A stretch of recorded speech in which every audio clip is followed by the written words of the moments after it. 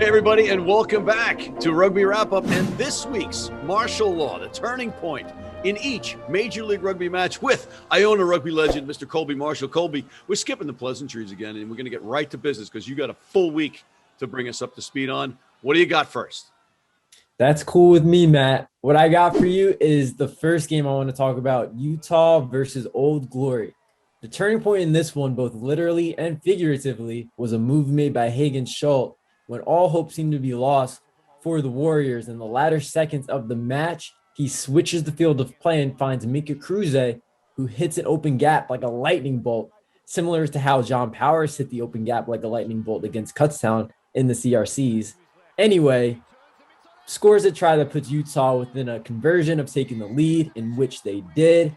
And I know I've given Hagen a tough time for his kicking this year, so it's only right that he's on the good end of a turning point for Utah this week. And it's good to see Schulte getting some positive feedback from you, Cole, because you have been tough on him. And also, how about Whippy picking off that pass from DTS and taking it the distance to the house for the try? Great match, exciting. Old Glory really put up a good fight. Both teams, lots of points, lots of excitement for those fans in Utah. Next one, Toronto versus Rugby ATL. An awesome game that saw a ton of lead changes and momentum shifts. The turning point for me came in the final minute of the game. Toronto had a 3-point lead and a scrum around midfield. And after they won the scrum, all they really had to do was hang on to the ball for a few seconds and then kick it away and win the game. But the number 8, Deanna, he was called for holding the ball off of his carry, off of the scrum. Not only did it give possession back to Rugby ATL, but they were able to kick the touch and put themselves in a good position to execute a line out and score the game-winning points. Yeah, I know it's early in the season, Colby, and anything can happen, as we saw this weekend in Major League Rugby. But this could be the nail in the coffin for Toronto, losing that match. A gut wrencher for them. And Hotlanta winning another one. They're on the upswing. Next one. So in the match between San Diego and Seattle, the turning point was when the Legion had a 5-point lead and their fly half jumps offside to give Seattle a line out deep inside San Diego's 22. And we all know how efficient and how dynamic Seattle's lineouts are and how important they are to who they are as a team.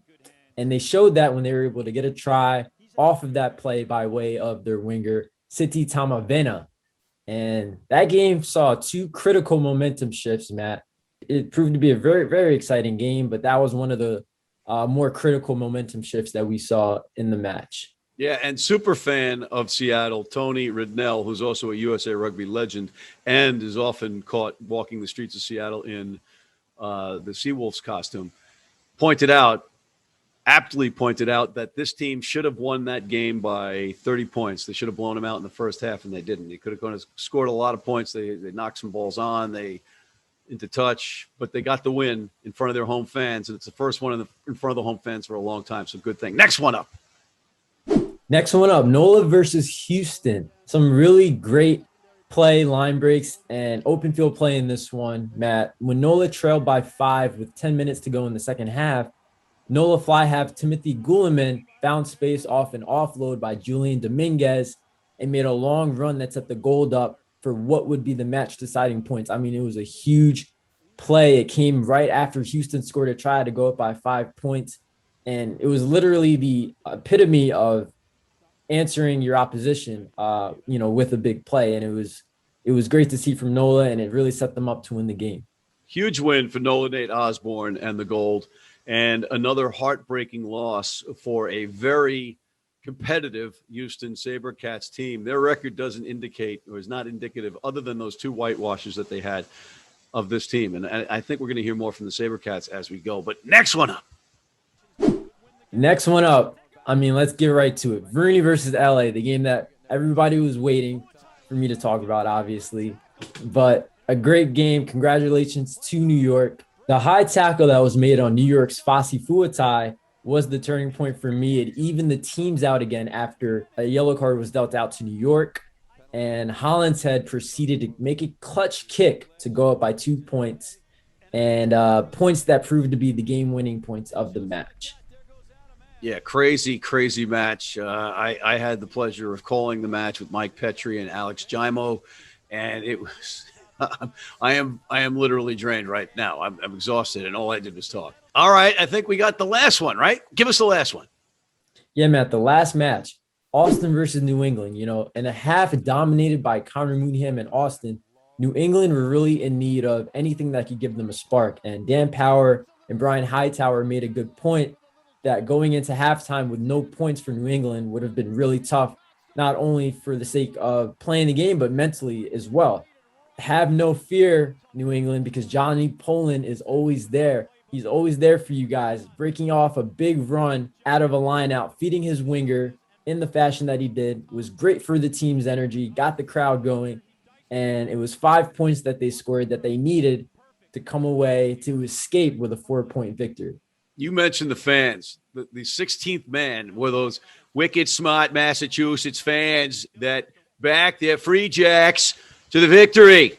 Very, very, very cool to see that happen. I was wrong. Picked the Austin Gilgronis, who were still trying to figure out their identity, and I think they are too. And this was a big test on the road and a test at home for the Free Jacks. And kudos, New England, for that big win. What else? Do you got any final thoughts for us before we run out of time on you, Colby? Well, final thoughts. I definitely don't think the New England fans appreciate that invitation, Matt. Secondly, I have to, again, shout out Rugby United New York on a great game. Maybe if they, gave some time to Connor Buckley, it would have turned out differently for them. But hey. And what about your buddy, Uasani Filikatonga, a.k.a. Watson Filikatonga? Yeah, Watson, it was great seeing Watson, of course. He got into the game late, made a nice tackle. He's definitely, I think, going to be featured for them moving forward. Hopefully as soon as this season, but it was great to see Watson. Yes, Watson, sorry we didn't get a chance to chat. It was good seeing you. You look great. But on that note, Colby, we are out of time on this week's Martial Law. Thank you for your hard work, and thank you at home for tuning in. And while you wait for next week's Martial Law, you can tune into our other segments, including our Major League Rugby show, our Global Rugby Recap, What Are the Odds?, our Major League Rugby Sports Bet show with the Philly Godfather, John Bradshaw Layfield, the WWE legend, and Gifty Bailu, Martial Law, the Zack Attack, and please sign up for our American Red Cross Rugby Wrap-Up Blood Donor Team.